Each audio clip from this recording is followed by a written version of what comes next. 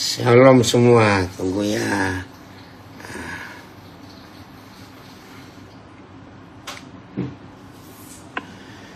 Oke. Saudara, ketika brosur ini disebar, di-share, dibagikan ke banyak grup, wow, reaksinya luar biasa. Manusia bodoh karena uang. Memang mendengar itu sudah nggak enak sama sekali ya, manusia bodoh karena uang. Ya ampuni kami Tuhan. Pasti segala sesuatu ada yang setuju, ada yang nggak setuju. Ya, itu biasa dalam hidup. Ya, lihat aja, pemilu sudah selesai, bahkan sudah mau pelantikan presiden, kurang berapa hari lagi masih ada yang nggak setuju. Lah itu lihat, itulah manusia. Nah, tapi kita harus mengakui, saudara, bahwa uang itu suatu sumber kejahatan kalau ditempatkan di tempat yang salah. Kalau uang itu ditempatkan di tempat yang benar, maka uang itu berguna untuk hidup. Oke, saya mulai dengan konsep ini. Tolong jawab dan renungkan. Lagi sekali, ini tidak bicara setuju atau tidak setuju. Ini bicara fakta dalam hidup. Misalnya, ya, semua orang pasti setuju kalau kalimat ini saya katakan. Ternyata hidup tidak punya uang itu masalah. Ya, hampir tidak ada manusia yang tidak setuju kalau hidup nggak punya uang itu masalah. Tapi kalau kita lihat kebenarannya, ya, kita punya prinsip antara fakta dengan kebenaran, ternyata itu beda. Jadi kebenaran itu di atas fakta. Fakta itu di bawah kebenaran. Ya, fakta. Orang hidup tidak punya uang. Semuanya pasti berkata masalah. Tapi saya tidak. Ya, kurang ke kanan bagaimana tuh Venus? Bapak nggak ngerti begini? Ven, cukup? Ya, sekarang ya. Pas. Nah, lihat, lagi. Kenapa? Ya, sudah. Sekarang sudah ke tengah. Oke. Saudara, tapi kebenarannya. Kalau kita berkata orang hidup tidak punya uang itu masalah, berarti yang mengatakan kalimat itu, saya enggak. Berarti yang menyetujui kalimat itu beranggapan bahwa orang yang uangnya banyak atau orang yang banyak uang, artinya orang kaya itu nggak punya masalah. Coba renungkan dulu, ya. Karena konsep ini harus kita miliki dalam kehidupan kita.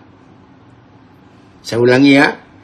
Karena kalau saudara setuju konsep ini, maka kita bicara tentang topik ini. Ternyata banyak manusia bodoh karena uang. Maka kita nggak akan terjadi konflik, intrik, ya, dan macam-macam. Perdebatan tidak. Saya ulangi lagi. Fakta. Ya.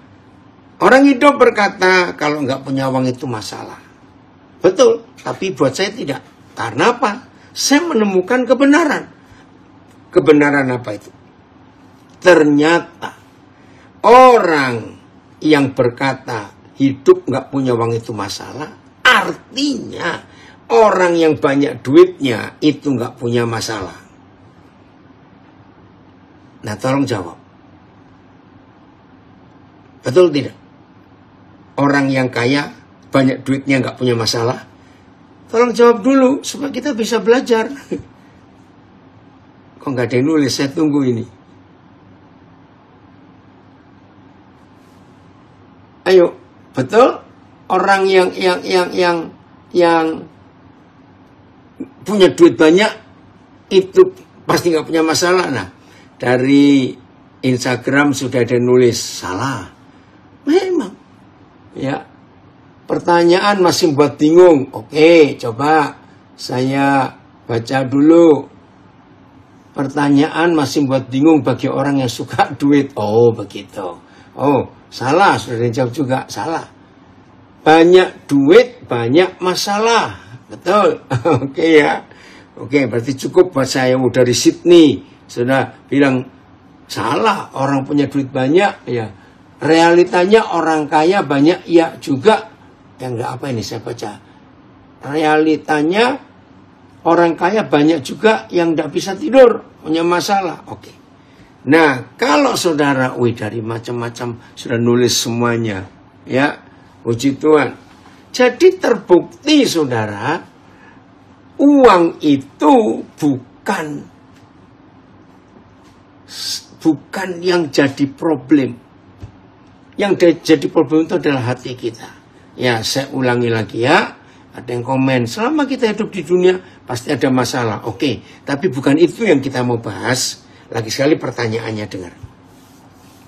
Hampir semua orang berkata, hidup tidak punya uang itu masalah. Betul ya? Buat saya tidak.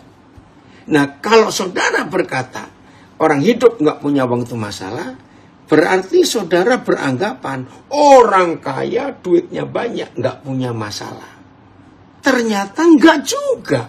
Justru orang yang banyak duitnya punya banyak masalah.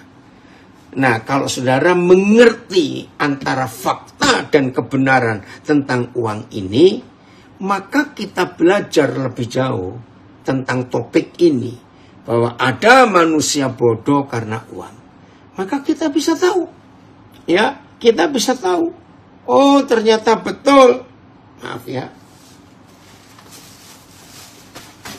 Nah, itu sebabnya kita harus melihat kalau begitu letak masalahnya itu di mana. Filipus tolong carikan ayat di Yohanes pasal 8. Apabila kebenaran itu datang, maka dia memerdekakan kamu. Ya, nanti kita bahas ayat itu. Sekarang kita melangkah ke hal yang berikut. Mengikat atau terikat. Ya, saudara, uang itu ternyata membelenggu. Uang itu mengikat. Uang itu, kalau saya naik lagi kalimatnya, menjajah. Uang itu bisa menekan hidup. Renungkan pelan-pelan. Dari Sydney sudah bilang jangan menjadi budak uang. Betul. Tapi kebenaran itu memerdekakan, saudara. Itu kan luar biasa. Kebenaran itu memerdekakan. Udah ketemu Filipus, Yohanes 8. Terima kasih, lihat ini. Dan kamu akan mengetahui atau mengenal kebenaran. Dan kebenaran itu akan memerdekakan kamu. Yohanes 8:32 ya. Ayat. Dan kamu akan mengetahui kebenaran. Dan kebenaran itu akan membebaskan kamu. Wih, luar biasa. PS. Ya. Maka kalian akan mengenal Tuhan yang benar. Wih, PS-nya agak beda. Saya ulangi. Maka kalian akan mengenal Tuhan yang benar. Dan oleh karena itu kalian akan dibebaskan. Oh, terjemahan PS-nya beda ya. TSE. Kalian akan menerima ajaran-ajaran yang benar. Dan ajaran benar itulah yang akan membebaskan kalian. Saudara, jadi izinkan saya di bagian ini menyatakan, ya, siapa yang bisa mengikat manusia dan siapa yang bisa memerdekakan manusia. Nah, saya percaya tidak ada seorang pun di antara kita yang tidak menyetujui bahwa uang itu sangat mengikat. Uang itu sangat menjajah. Uang itu bisa menekan kehidupan. Maka itu kalau masih ada di antara kita yang pernah berkata atau masih berkata, seandainya aku punya uang, maka hidup ini tidak sesusah sekarang. Seandainya aku ini begini, ada uang, Ayo hari ini kita merubah konsep hidup. Uang itu sangat diperlukan untuk hidup. Tapi uang itu bukan segala-galanya. Ya, ada tulisan sudah berapa puluh tahun yang lalu. Tapi tidak banyak orang yang mengerti tapi tidak setuju. Judulnya begini, apa yang bisa dibeli dengan uang? Uang bisa beli obat-obatan, vitamin, suplemen, alat-alat kesehatan yang luar biasa. Bisa. Tapi ingat, uang tidak bisa beli kesehatan. Uang bisa membeli buku-buku dan alat-alat belajar yang canggih dan yang mahal. Tapi uang tidak bisa membeli intelektual dan kecerdasan. Uang bisa beli tempat tidur yang mahal. Tapi uang tidak bisa beli tidur yang nyenyak. Uang bisa beli alat-alat hiburan yang luar biasa mahalnya. Dengan segala macam fitur dan lain-lain. Tapi uang tidak bisa membeli bahagia dan sukacita. Dan banyak lagi yang bisa dibeli dengan uang. Tetapi tidak semua bisa memenuhi kebutuhan dasar manusia. Saya percaya banyak orang menyadari konsep ini. Kasih itu tidak bisa dibeli dan ditukar dengan uang atau benda apapun. Maaf, kasih yang bisa dibeli dengan uang itu namanya hawa nafsu. Tolong dibedakan ya. Saya ulangi. Kasih itu nggak bisa dibeli dengan uang. Cinta bisa dibeli dengan uang. Bedakan itu. Karena kasih itu tidak ada hubungan dengan benda dan materi apapun. Kasih itu sesuatu yang luar biasa. Nilainya kudus. Dari Nabi Re ada komen, bagus, makasih Bayu. Hubungan transaksional jika bisa dibeli, itu bisa dibeli dengan uang. Betul. Nah, kasih itu bukan transaksional. Kasih itu memberi, tetapi tidak menuntut untuk dibalikkan. Nah, manusia nggak bisa.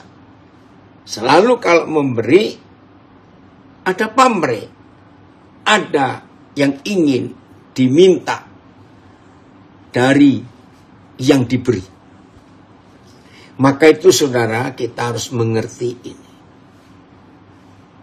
Lihat aja bukti yang terjadi. Ketika orang membeli cinta atau membeli kasih, ya, dan tidak mendapat imbalan atau dapat sesuatu. Saudara percaya enggak? Ujung-ujungnya bisa jadi pembunuhan. Ya, ujung-ujungnya bisa jadi pembunuhan. Woi, ini mengerikan sekali. 4 Agustus yang lalu terjadi pembunuhan di salah satu kota di Amerika terhadap orang Indonesia. Ya, seorang pria sudah duda,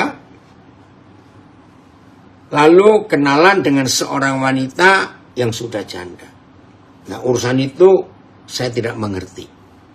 Tapi ketika si pria ini ngajak yang wanita ini ke Amerika, entah gimana prosesnya, saya juga tidak tahu.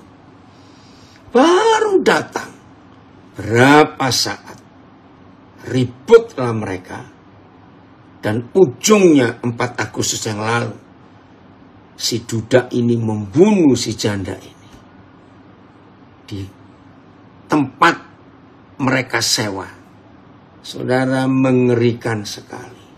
Itu tadi tuntutan. Cinta yang bisa dibeli dengan uang, maka itu bukan kasih. Itu ada pamrih. Saudara, itu sebabnya Tuhan Yesus adalah satu-satunya pribadi yang berkata, ya, tidak ada orang lain di dunia ini yang pernah mengatakan bahwa uang itu adalah setan, dan uang itu bukan benda, tapi pribadi. Itu hanya Tuhan Yesus yang bicara. Enggak ada yang lain. Kita lihat Matius 6:24. Uang, ada yang ngomong ini, seorang hamba Tuhan, Horas Amangkurning. Uang adalah hamba yang baik, tapi juga Tuhan yang jahat. Betul. Kalau uang itu disimpan di dalam dompet, dia adalah hamba yang baik. Tapi begitu uang dipindahkan ke dalam hati, wow, dia akan jadi tuan yang sadis, saudara. Oke? Tak seorang pun dapat mengabdi kepada dua tuan. Karena jika demikian, ia akan membenci yang seorang dan mengasihi yang lain, atau ia akan setia kepada yang seorang dan tidak mengindahkan yang lain. Saya stop dulu sebelum kalimat terakhir saya jelaskan. Tuhan Yesus yang memberitahu kita bahwa di seluruh dunia ini hanya ada dua bos, two masters, dua Tuhan. Ya, di dunia ini hanya ada dua Tuhan, dua bos, dua tuan. Siapa? Lihat kalimat terakhir. Saudara dan saya tidak dapat mengabdi menghamba kepada Tuhan dan kepada Mamon. Nah, bayangkan saudara, kalau Tuhan Yesus sendiri yang berkata, berarti ini benar. Hanya ada dua Tuhan di dunia ini, Yesus dan uang. Maka itu di ayat ini Tuhan Yesus berkata, uang itu bukan benda. Tuhan Yesus memakai kata seorang. Ayatnya, tidak ada orang yang dapat melayani dua tuan, karena ia akan membenci tuan yang satu dan akan mengasihi tuan yang lain. Atau ia akan setia kepada tuan yang satu dan meremehkan tuan yang lain. Kita tidak dapat melayani Tuhan dan uang. BIS. Kita lihat ini BIS. Tidak seorang pun dapat bekerja untuk dua majikan. Sebab ia akan lebih mengasihi yang majikan yang satu daripada majikan yang lain. Atau ia akan lebih setia kepada majikan yang satu daripada kepada majikan yang lain. Begitulah juga dengan kita semua. Kita tidak dapat bekerja untuk Tuhan dan untuk harta benda juga. TSI, ibaratnya begini. Kalau seseorang mempunyai dua majikan, tidak mungkin dia melayani keduanya dengan baik. Dia pasti akan mengasihi dan setia kepada majikan yang satu, tetapi membenci dan masa bodoh terhadap majikan yang lain. Demikian juga saudara dan saya tidak bisa menjadi hamba Tuhan sekaligus hamba uang. Saudara bisa perhatikan. Begitu tegasnya Tuhan Yesus mengatakan konsep uang ini dengan dirinya. Berarti saingan Tuhan Yesus itu bukan setan, tapi uang. Tapi di dalam uang itu ada roh. Maka itu Tuhan Yesus berkata seorang. Berarti uang itu bukan benda, tapi pribadi. Punya nyawa, punya kekuatan. Wih, ngeri sekali kalau kita melihat konsep ini, saudara. Maka itu kita harus berhati-hati untuk melihat Kemuliaan Tuhan itu dinyatakan ketika kita memilih. Kita lanjut. Ternyata saudara, uang itu paling aman. Ngeri. Uang itu paling aman kalau disembunyikan dan dipakai dalam hal-hal keagamaan. Perhatikan kalimat ini. Ternyata uang itu paling aman kalau dipakai dan digunakan untuk hal-hal yang berbau agama. Ngeri ya. Wih. Dan sekian abad ini sudah terbukti. Contoh, pencucian uang. Oh, VMD-nya ya, Filipus, terima kasih. Pencucian uang. Istilah ini sudah terjadi ribuan tahun yang lalu. Ya, ribuan tahun yang lalu. Nanti kita akan lihat di zaman Tuhan Yesus pun sudah ada. Nah, kalau ada istilah pencucian uang, berarti uang itu kotor. Maka itu perlu dicuci. Dan tempat pencucian uang yang paling aman bukan di laundry ini, di penatu itu, di mesin cuci ini. Ternyata satu-satunya tempat pencucian uang adalah di dalam agama.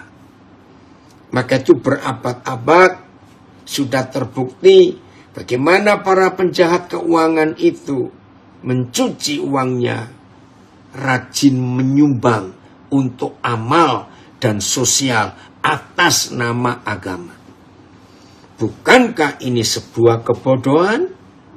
Karena uang manusia jadi bodoh, sehingga Tuhan bisa dibeli. Aduh, ngeri sekali. Saudara, saya nyimpang dikit ya. Yang belum pernah nonton film India, judulnya PK, kalau di bahasa Indonesia kan, itu nonton. Ternyata ada seorang sutradara dari India, dia orang Muslim, membuat film, kocak film itu. Tapi ada banyak kebenaran di dalamnya. Ternyata di film PK atau PK itu ditunjukkan. Ternyata ada dua macam Tuhan di dunia. Satu Tuhan yang benar, pencipta alam semesta yang maha kuasa. Tapi yang kedua adalah Tuhan yang kita buat. Nah, di dalam film itu dikatakan yang Tuhan yang kita buat selalu unsurnya uang. Wih, keren sekali film itu. Coba yang belum ya cari PK gitu. Ya, ada komen. Uang itu paling aman jika digunakan untuk hal-hal keagamaan. Pencucian uang adalah dalam keagamaan. Betul. Ngeri sekali. Coba VMD-nya tadi, Willy Bos. VMD-nya. Bapak mau lihat itu. Ya. Mana? Tidak ada satu orang pun yang dapat bekerja pada dua majikan pada waktu yang sama. Ia akan membenci majikan yang satu dan menyukai majikan yang lain. Atau ia akan patuh pada majikan yang satu dan menolak majikan yang lain. Demikian juga kamu tidak dapat melayani Tuhan dan uang pada saat yang sama. Betul. Wih, ngeri sekali. Saya baca ada chatting ya. Demonologis menjelaskan adalah mamon dalam tanda kurung ketamakan. Mamon itu pribadi, iblis yang mewakili ketamakan dan merupakan penggambaran dari kekayaan, keserakan, ketidakadilan. Di neraka, mamon akan memperbudak manusia yang rakus pada uang, senang menipu, sering merugikan orang lain, pelit dan serakah atas kekayaannya. Betul sekali. Nah, itulah uang. Ya. Oh, pernah nonton ya? Betul, Piki itu film lucu, tapi itu benar. Fakta yang dibuat. Nah, saudara, mengapa Tuhan Yesus selama pelayanan di dunia selalu menekankan soal konsep hidup tidak boleh lekat dengan uang? Lukas 14 ayat 33. Lukas 14 ayat 33. Maka itu kita nggak boleh bodoh dengan uang ini ya. Tidak boleh bodoh sama sekali. Harus cerdik ya. Supaya kita nggak dibodohi lagi. Ya. Demikian pula lah tiap-tiap orang di antara kita murid-murid Tuhan Yesus yang tidak melepaskan dirinya dari segala miliknya, tegas, tidak dapat menjadi muridku. Ayat. Begitu juga dengan kamu masing-masing. Jika ada seorang pun di antara kamu yang di antaramu yang saya ulang. Begitu juga dengan kamu masing-masing. Tidak ada seorang pun di antaramu yang dapat menjadi muridku jika ia tidak menyerahkan seluruh kepunyaannya. Ampun. PIS. Akhirnya Yesus berkata, begitu juga dengan kalian. Tidak seorang pun dari kalian dapat menjadi pengikutku kalau ia tidak mengorbankan segala-galanya. TSI. Begitu juga dengan kamu masing-masing. Kalau kamu menganggap apapun yang kamu punya lebih berharga daripada aku, maka kamu bukan pengikutku. Maka itu kita perlu tanya, saudara, uang yang kita miliki itu tempatnya di mana? Terima kasih untuk yang milih tema ini. Banyak manusia bodoh karena uang. Nak sudah sehat? Pak Yefta ini kaget kemarin papi. Dengar gitu ya, ini ada akronim. Duit. D-nya dapat. Punya uang. Ingat. T-nya Tuhan. Dapat uang, ingat Tuhan. Puji Tuhan. Sudah sembuh ya nak? Ya. Jadi kita harus tahu. Amsal 3:9-10. Ini mengelola keuangan yang benar. Pakai uang untuk memuliakan Yahweh Tuhan. Puji Tuhan. Oke.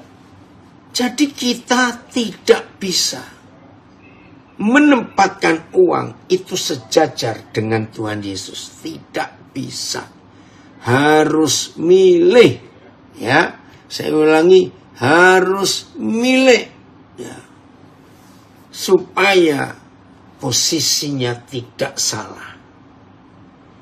Kalau kita belajar sampai saat ini, saudara, ternyata sangat susah menempatkan uang di bawah otoritas Tuhan Yesus. Sangat susah. Maka itu kita harus tegas pada diri kita sendiri. Bagaimana dengan uang itu? Matius berapa? Maaf ini berapa sehari. Orang anak muda kaya ya, yang kecewa. Ya, coba lihat ini. Matius berapa itu ya? Ada yang ingat? Tolong saya, maaf. Matius berapa itu? Orang muda yang kaya ya, datang kepada Tuhan Yesus dengan hal yang sangat rohani. Guru, apa yang harus aku perbuat supaya aku bisa mewarisi surga? Maka Tuhan Yesus menjawab, lakukan semua yang pernah dikatakan oleh Musa dalam 10 hukum itu. Anak muda ini dengan gagah perkasa, guru, aku sudah mengerjakan semuanya. Saudara, saya tidak meragukan anak muda ini memang hebat. 10 perintah Tuhan dia lakukan. Saya tidak pernah meragukan dia. Tuhan Yesus punya jawaban. Masih ada satu yang kurang, anak muda. Jual segala hartamu dan bagikan kepada orang miskin. Saudara, supaya kita tidak dibodohi dengan uang. Oh, terima kasih Pak Edo. Matius 19 ayat 16. Luar biasa. Dari Nabi Re. Oh, terima kasih. Sudah dapat juga ya. Matius 19 ayat 16. Ada seorang, Lukas 18. Saya, Armando, sudah belum dengar kabar operasi kakimu bagaimana? Ya, nanti kita lihat Lukas juga. Matius 19 ayat 16. Ada seorang yang datang kepada Yesus dan berkata, Guru, perbuatan baik apakah yang harus kuperbuat untuk memperoleh hidup yang kekal? Jawab Yesus, apakah sebabnya engkau bertanya kepadaku tentang apa yang baik? Hanya satu yang baik. Tetapi jika engkau ingin masuk ke dalam hidup, turutilah segala perintah Tuhan. Kata orang itu kepadanya, perintah yang mana? Saudara, lagi sekali, saya tidak menilai dia sombong. Tidak. Saya percaya anak orang ini hebat. Kata Yesus, jangan membunuh, jangan berzina, jangan mencuri, jangan mengucapkan saksi dusta, hormati ayahmu dan ibumu, kasihlah sesamamu manusia seperti dirimu sendiri.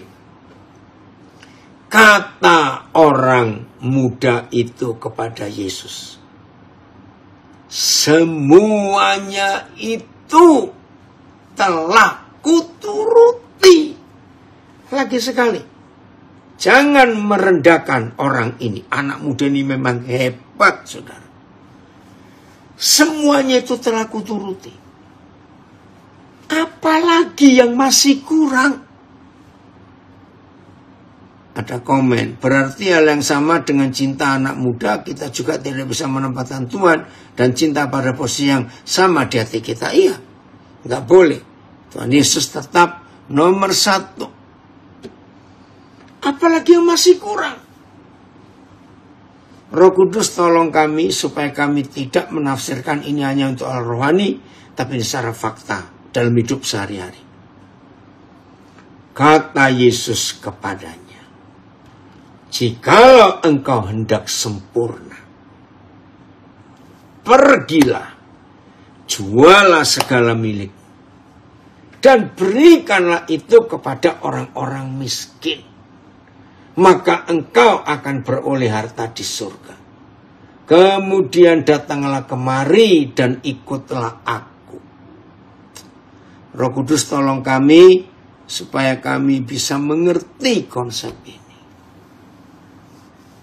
Saya ulangi ayat 21. Kata Yesus kepadanya, jikalau engkau hendak sempurna, pergilah, jualah segala milikmu dan berikanlah itu kepada orang-orang miskin.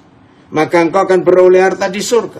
Kemudian datanglah kemari dan ikutlah aku. Ketika orang muda itu mendengar perkataan itu, pergilah ia dengan sedih sebab banyak hartanya. Ayat 23, Yesus berkata kepada murid-muridnya, aku berkata kepadamu, sesungguhnya sukar sekali bagi seorang kaya untuk masuk ke dalam kerajaan surga. Tuhan tolong kami. Maaf, saya cuma cerita. Bagi yang baru kenal saya, izinkan saya memberi kesaksian. Dan selain istri saya, cukup banyak orang yang kenal saya mempraktekkan firman ini. Saya dahului dengan konsep ini. Di hati saya, saudara, saya nggak tahu bagaimana cara Roh Kudus dan Tuhan itu mengintervensi hidup saya.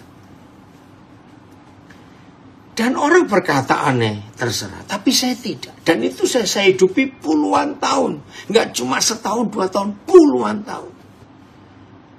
Kalau sejak belum ada bank ya saudara, ya, saya melayani Agustus kemarin 2024 itu 52 tahun. Nah, bank itu baru ada, saya punya nomor rekening di bank itu awal 80-an. Ya, saudara bayangkan, itu saya pertama kali punya nomor rekening dan itu saya buka di BCA tahun 80-an awal itu. Ya, ditolong oleh seorang anak saya yang kerja di situ. Nah, sebelum ada bank, saya selalu nyimpan uang cash, uang cash ya, begitu. Bahasa Indonesia, uang tunai juga bahasa, uang tunai. Nah, saya ini diberi suatu perasaan oleh Roh Kudus. Maaf kalau saya cerita ini, saudara nggak usah harus mengikuti, tidak. Jangan, kalau saudara nggak siap. Ya. Jadi kalau saya punya uang tunai, saya tuh merasa ada yang salah di hidup ini. Loh, kok bisa? Itu sebelum ada bank. Ya, saya nggak punya nomor rekening di bank manapun. Kenapa saya diberi perasaan itu? Begini. Pasti ada yang butuh ini. Cuma saya belum tahu ini siapa. Zaman itu belum ada handphone, telepon juga nggak ada. Apalagi handphone. Nah, Roh Kudus selalu menunjukkan saya. Pasti ada yang perlu. Dan itu saya sudah biasa lakukan. Sampai tahun 80-an, pertama kali saya punya tabungan itu di BCA. Terus pertama kali ada kartu ATM. Ya, saya punya tabungan BCA tapi belum ada ATM waktu itu. Di Nabire pertama kali ada bank swasta yang pakai ATM, itu Bank Danamon. Dan pertama kali saya punya ATM, kartu ATM itu tahun 95. Nah, saya masih ingat waktu itu pakai nomor induk 500. Ya, Danamon itu berarti cabang yang ke-500. Ya, nomor belakangnya saya lupa. Nah, begitu pula setelah saya punya nomor rekening di beberapa bank. Juga sama perasaan itu masih terbawa sampai hari ini. Kalau ada saldo, saya tuh merasa bersalah. Siapa yang lagi perlu ini? Itu salah satu alasan saya dulu takut menikah. Istri mana yang mau diajak nol terus tabungannya? Maaf loh saudara. Oke, saya menghargai bagi saudara yang belum pernah ngerti konsep ini, saya hargai. Iya. Jadi, saya nggak tahu ya soal konsep itu yang ditanya. Siapa ini? Michael Nugraha, maaf saya nggak bisa jawab karena saya nggak tahu. Yang saya tahu cuma prinsipnya Tuhan Yesus ini. Dan saya biasa hidup seperti itu. Pernah satu kali saudara, kami diajak ke Israel. Dan ini tur yang cukup mahal. Sebab pesawatnya pun yang bisnis kelas. Hotel-hotelnya pun yang bintang 5+. Bisnya pun yang sangat nyaman. Nah, waktu saya diajak, saya kaget lihat harganya. Begini aja hitungannya.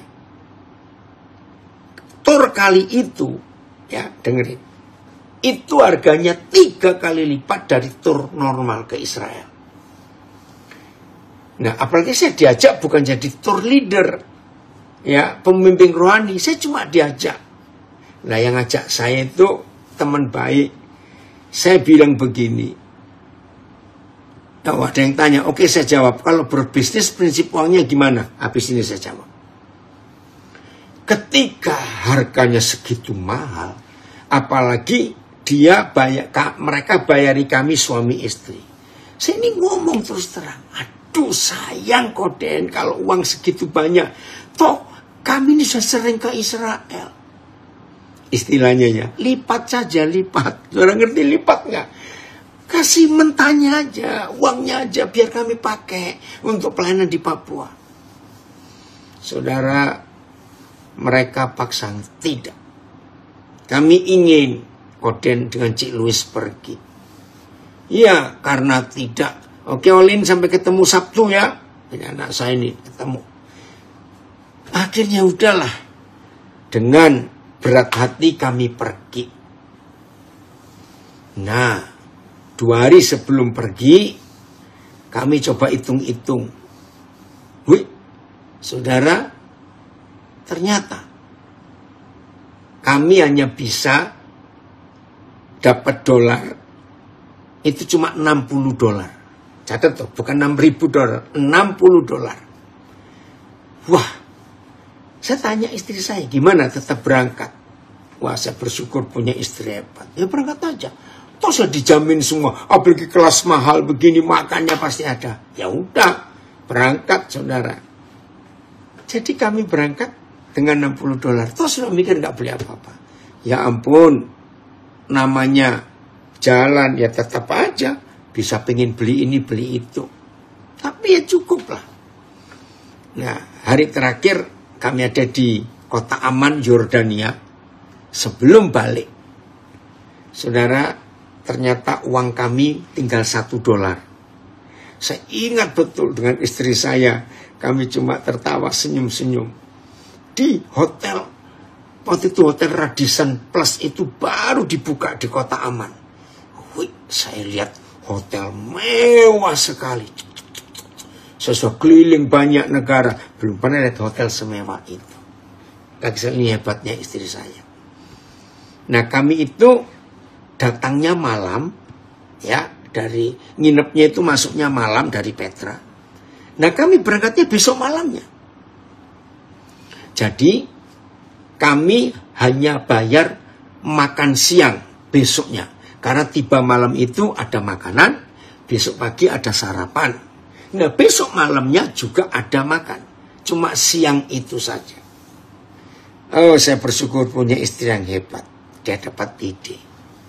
Jadi kita makan, kalau malam ini ada yang bisa disisakan, nggak habis, kita bungkus buat besok siang. Oke, saya bilang. Nah, ternyata ada berapa buah, apa yang bisa disimpan. Begitu pula sarapan, pagi itu, ternyata ada lagi. Ya udah itu kami buat siang. Nah, tour leadernya, itu maksa kami siang ikut jalan-jalan di kota Amman. Kami nolak. Dengan alasan, oh kami ingin nikmati. Hotel mahal, bagus sekali. Sudahlah ikut saja, udah.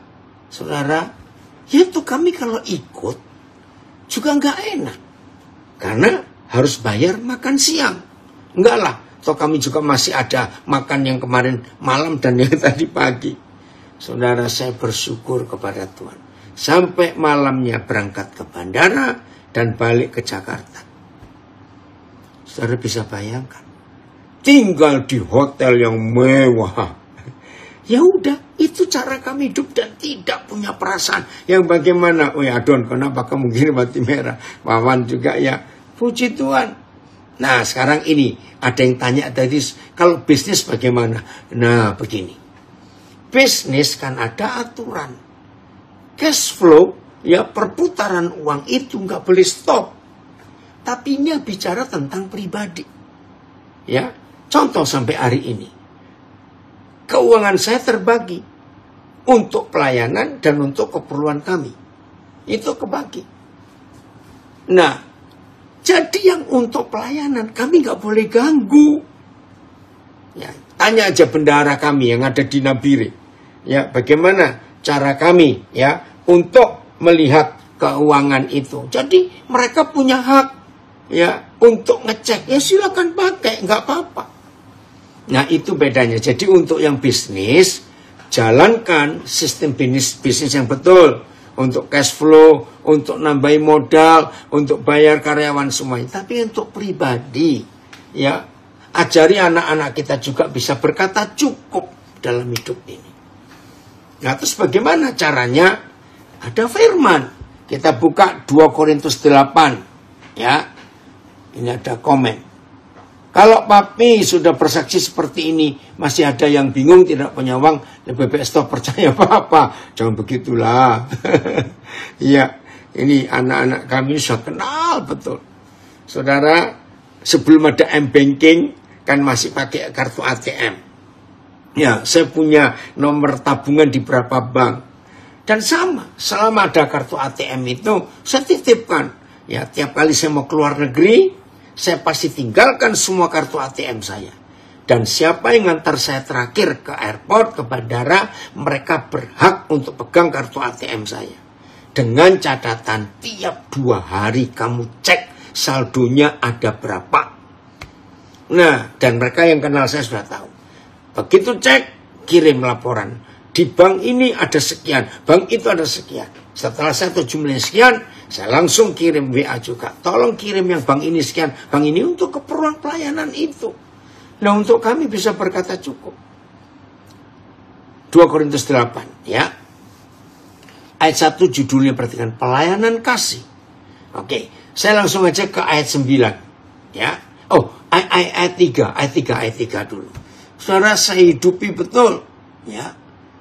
Melatih diri untuk tidak melekat pada uang. Memang hal paling sulit. Jujur, kita akan merasa aman jika ada uang di kantong atau ATM. Justru itu Tuhan membebaskan saya. Terima kasih Amang. Ini ada yang nulis itu. Saudara, saya itu diajar oleh Papa. Tetap aman, walaupun gak ada duit. Luar biasa bukan? Dan itu sudah biasa. Ya, sampai kesaksian saya. Waktu itu masih bayar airport tax yang 40.000 itu loh saudara. Sampai bandara Cengkareng. Wah, saya bilang ini kalau saya bayar taksi semua, saya gak bisa bayar airport tax. Nah, terus saya berunding dengan sopirnya, Pak, saya tinggalkan jam tangan saya ya. Loh kenapa Pak? Saya itu nggak punya uang ini untuk bayar airport tax.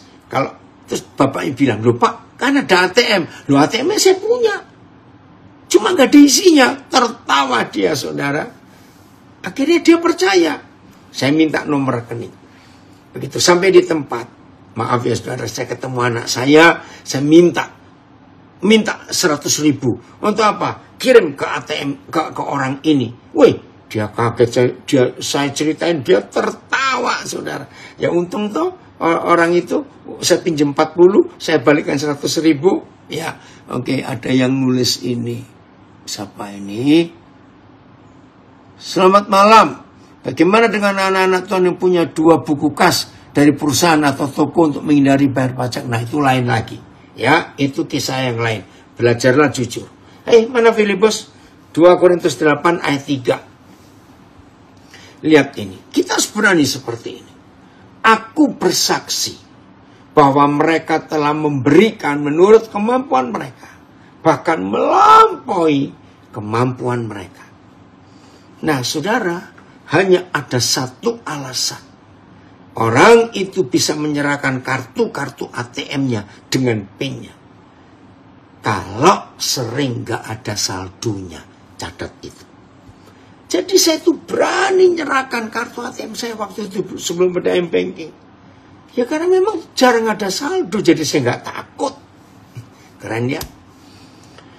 Nah jadi kita harus bisa memberi melampaui kemampuan kita. Coba TSI-nya ayat 3 ini Filipus. TSI-nya ayat 3. Saya bersaksi bahwa mereka memberi melebihi kemampuan mereka. Dan semuanya memberikan secara sukarela. Siapa mereka ini? Ayat 1 sekarang. Ya, tetap TSI aja Filipus ya. Ayat 1. Sekarang saudara-saudari, kami ingin kalian tahu bagaimana kebaikan hati Tuhan sudah bekerja dalam hati saudara-saudari kita, jemaat-jemaat di provinsi Makedonia. Ayat 2, apa yang Tuhan kerjakan lewat mereka? Atau ya ayat 2 TB aja, cuma baru, cukup. Selagi dicobai, oke, TSI. Mereka sedang diuji dengan banyak penderitaan, lihat itu. Tetapi karena kebaikan hati Tuhan itu, sukacita mereka melimpah.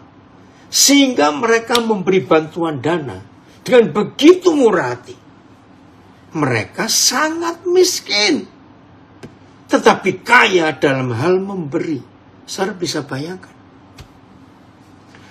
dicobai dengan berat dalam berbagai penderitaan, kondisi sangat miskin. Hati memberinya itu murah sekali. Ini kan luar biasa kalau kita melihat fakta itu. Ajari kami Tuhan. Nah, saya hidupi firman ini sejak awal saya pelayanan. Terima kasih Tuhan. Terima kasih. Ayat 9 sekarang. Terjemahan barunya Filipus ayat 9. Nah, saya hidupi ayat ini. Maka itu saya nggak takut. 0 terus saya tidak takut. Ya. Karena kamu telah mengenal kasih karunia Tuhan kita Yesus Kristus. Sudah tahu? Kita mengenal. Bahwa Ia yang oleh karena kita menjadi miskin. Sekalipun Ia kaya. Supaya kamu menjadi kaya. Oleh karena kemiskinannya. Ayat ini. Sebab kamu mengetahui anugerah Tuhan kita Yesus Kristus. Bahwa walaupun Ia kaya, Ia rela menjadi miskin demi kamu. Supaya melalui kemiskinannya, kamu menjadi kaya. Waduh. Ya. Ada yang komen ini. Udah sulit cari orang seperti Papi Daniel kalau urusan dengan uang. Puji Tuhan. Ya. Yes. Sebab kalian mengetahui betul bahwa kita sangat dikasihi oleh Tuhan Yesus Tuhan kita, oleh Yesus Kristus Tuhan kita. Ia kaya, tetapi Ia membuat dirinya menjadi miskin untuk kepentinganmu, kepentingan kita, supaya dengan kemiskinannya itu kalian menjadi kaya. Wih, luar biasa. TSI. Sebab kalian tahu teladan kebaikan hati Tuhan kita Kristus Yesus. Dia yang sangat kaya sudah rela menjadi miskin demi menyelamatkan kita. Bahkan Dia menjadi orang yang paling miskin. Supaya kita menerima semua kekayaan rohaninya. Haleluya. Oke, begini yang Roh Kudus ajarkan kepada saya. Saya baca dulu beberapa komen. Zaman sekarang memang susah untuk hidup sederhana. Padahal menurut firman harus hidup sederhana ya, nggak susah. Ayo kita pakai prinsip berkata cukup. Dalam 1 Korintus 6 ayat 8. Asal ada makanan dan pakaian cukuplah. Jadi Om ini bisa hidup seperti itu karena asal nggak kelaparan dan nggak telanjang. Cukup. Saya nggak tahu siapa ini. Masih belajar terus untuk tetap tenang walau saldo kosong. Belajar juga untuk memberi dari apa yang ada di tangan kami. Amin. Harus begitu dalam hidup. Nah, saudara, sekarang saya terangkan ya. Itu Roh Kudus menolong saya untuk mengerti 2 Korintus 8 ayat 9. Supaya kita nggak dibodohi oleh uang. Injak uang itu. Tempatkan uang itu di bawah kaki kita. Ya, ingat. Supaya kita nggak dibodohi. Uang itu hanya ada di 2 tempat. Dan kita harus milih. Tidak bisa di dua-duanya. Ya, ingat. Uang itu seharusnya ada di telapak kaki kita. Kita injak, kita jajah, kita atur mereka. Oke?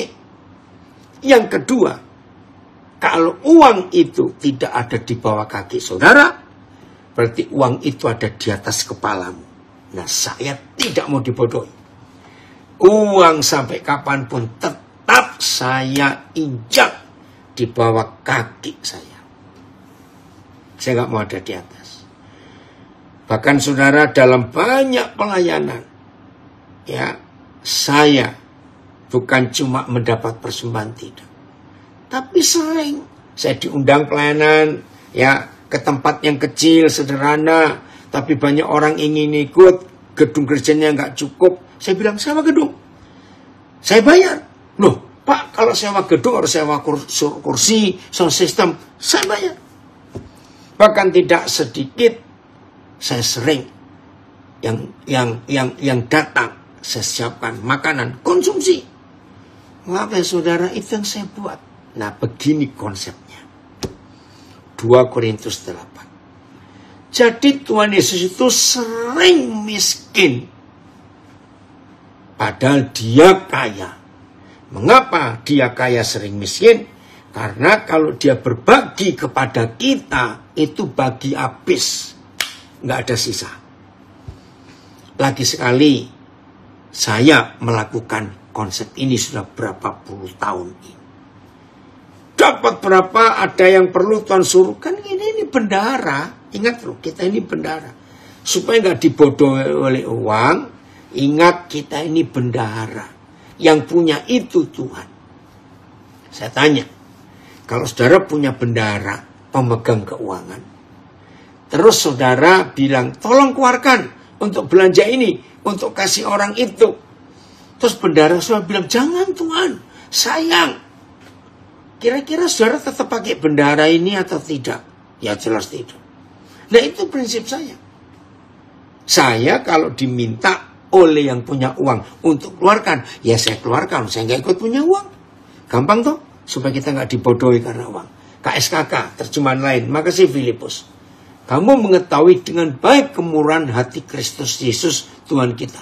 Sekalipun kaya, ia telah menjadikan dirinya miskin untuk menjadikan kamu kaya oleh kemiskinannya. Nah, jadi saya hidupi ayat ini sudah sekian puluh tahun dan saya tetap hidup.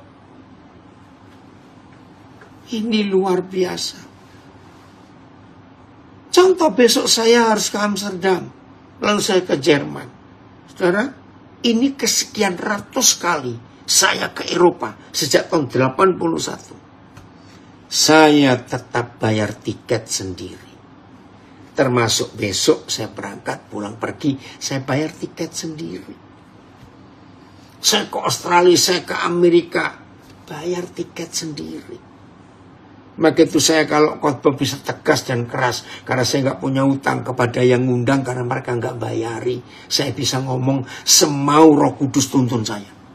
Kalau saya dibayari, mikir dong. Ada yang komen, anak saya mbak Tuhan, thanks papi, sudah memberikan teladan soal uang.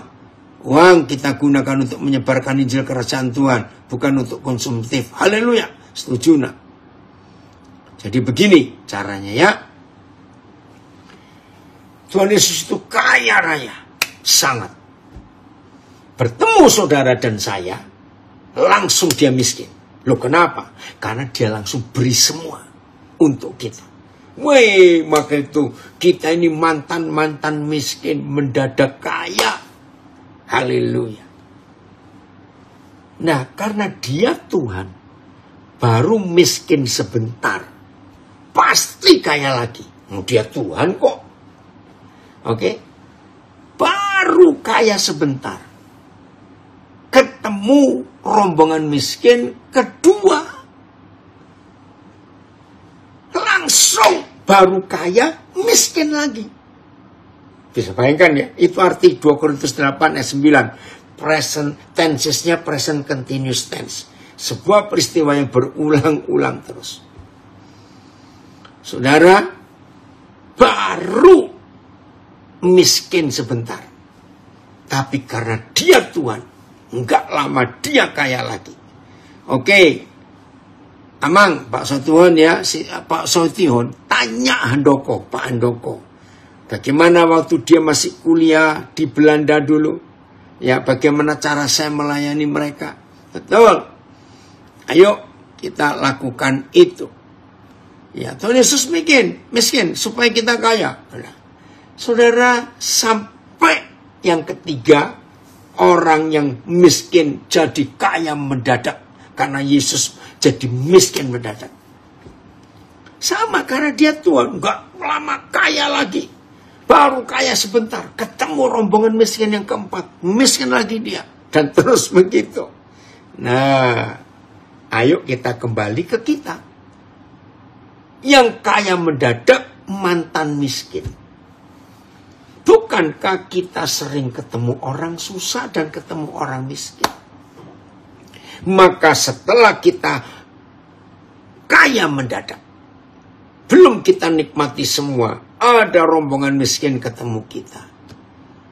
Ayo, mulai hari ini kita berbagi kepada mereka. Nah, akhirnya kita miskin tuh. Padahal baru kaya. Nggak apa-apa. Karena saudara dan saya melekat dengan Tuhan Yesus. Maka baru miskin sebentar. Nggak lama pasti kaya lagi. Haleluya. Baru kaya sebentar. Miskin lagi. Karena kita ketemu rombongan miskin yang berikut. Pasti ada yang tanya. Lalu 2 Korintus 8 ayat 9 itu stopnya kapan? Saya punya jawaban. 2 Korintus 8 ayat 9 akan stop kalau nggak ada orang miskin lagi di dunia. Karena semua kita berbagi. Nah, dalam konsep ini, saudara, sebetulnya kita nggak perlu takut miskin. Sebab sumbernya itu nggak habis-habis. Maka tuh kalau takut miskin, rugi. Kita nggak pernah punya uang segar, berkat yang segar. Jadi makin saudara berani memberi sampai miskin, surga akan kirimkan terus. Wih, luar biasa. Saya harus baca banyak komen ini, tunggu ya. Aduh. Dari Nabiri, terima kasih Bapak untuk pengajaran yang terus membuat kami berproses dan berubah dari waktu ke waktu. Amin. Woi, dari News Anchor. Memang levelnya Papa beda banget. Saya baru dengar ini. Baru kaya langsung bagi rata.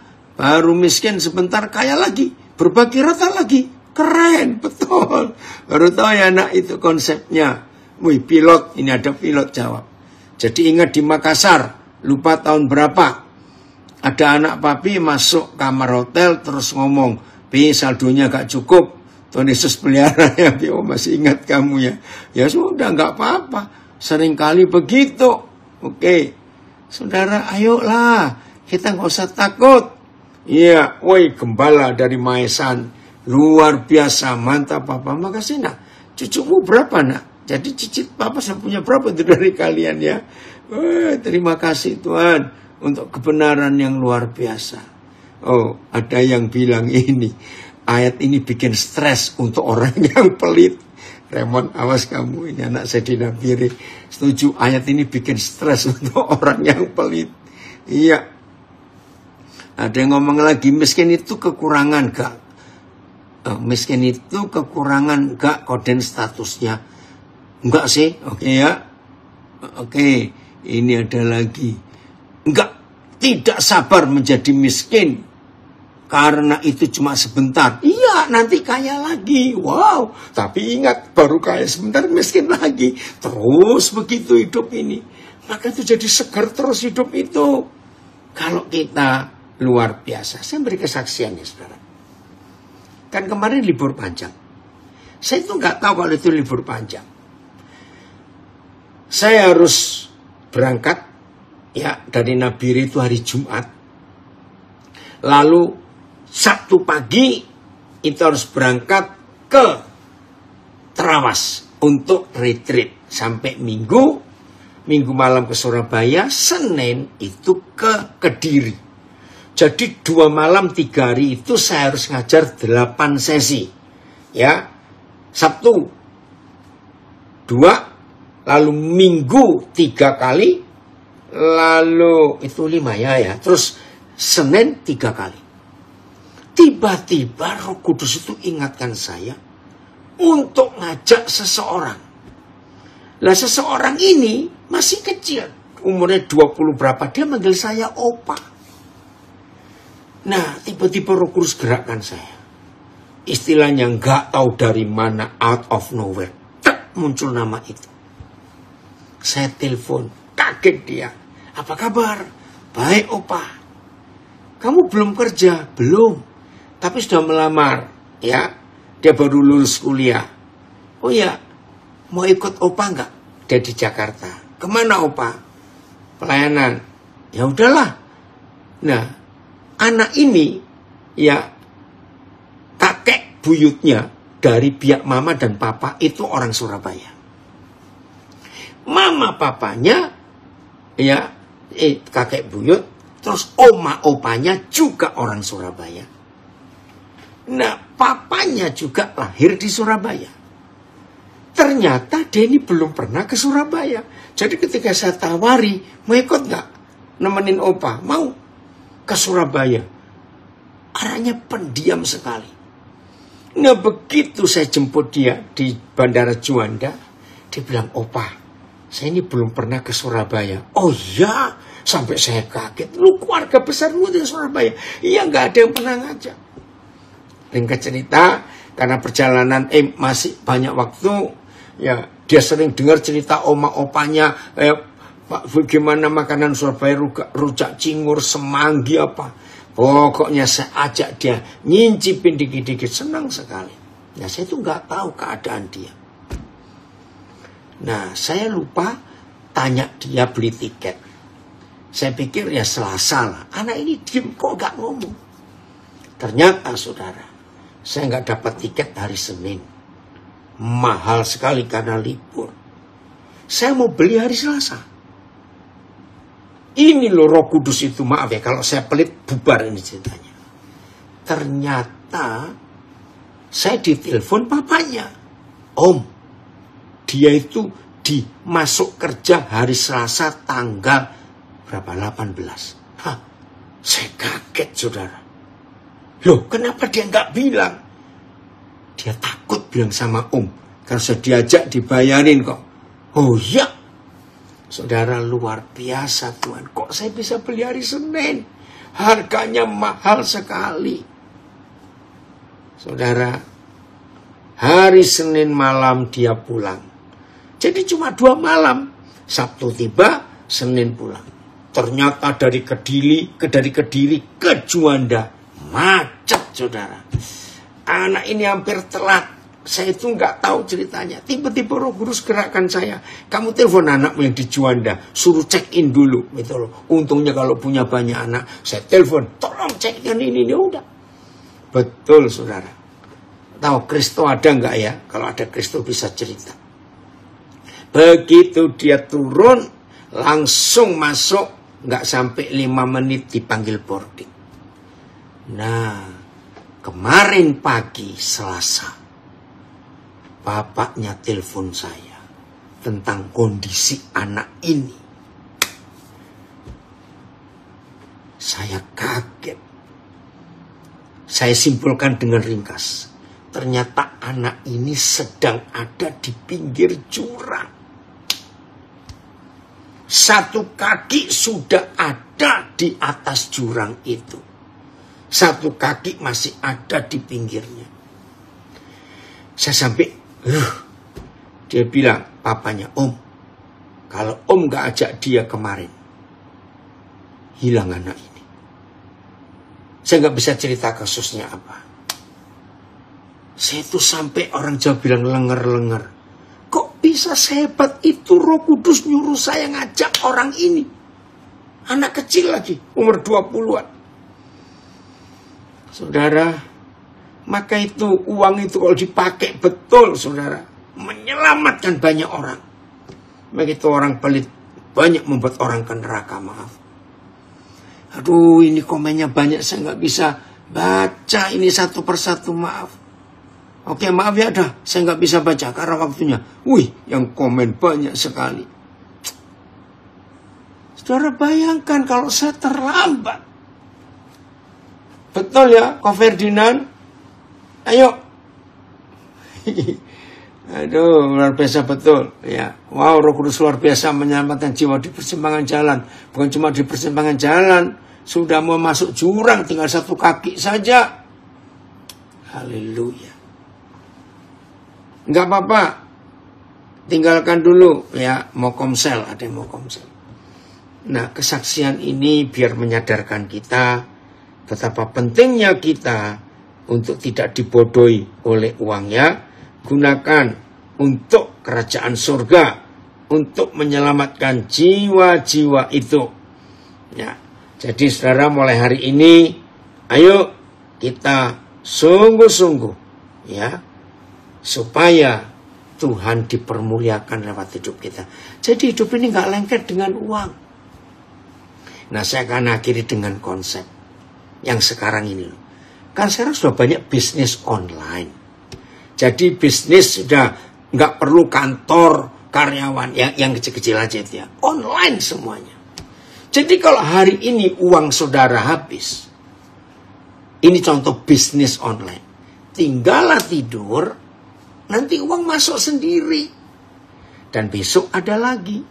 Betul nggak? Itu prinsip hidup yang ada. Jadi ayo kita pakai uang untuk berkata cukup. Oke? Tuhan memberkati kita semuanya. Ya, ini luar biasa.